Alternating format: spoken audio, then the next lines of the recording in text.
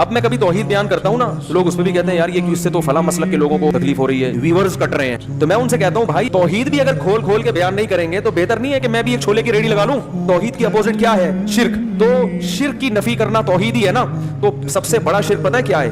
اللہ کے سوا کسی کو مدد کے لیے پکارنا. یہ شرک کی سب سے بڑی قسم ہے اور سب سے خطرناک قسم ہے جس نے ہمیشہ مشرکوں کو برباد. ہر دور کے مشرک اس قسم کے شرک میں مبتلا ہوئے ہیں. وہ یہ نہیں کہتے تھے کہ اللہ جیسا اللہ بھی کوئی ہے، وہ کہتے تھے جیسے اللہ سے ہم ڈائریکٹ پکاریں تو بھی ٹھیک ہے، لیکن اللہ نے کچھ اختیارات اپنے بندوں کو بھی دے دیے ہیں، ان کو بھی پکارا جا سکتا ہے.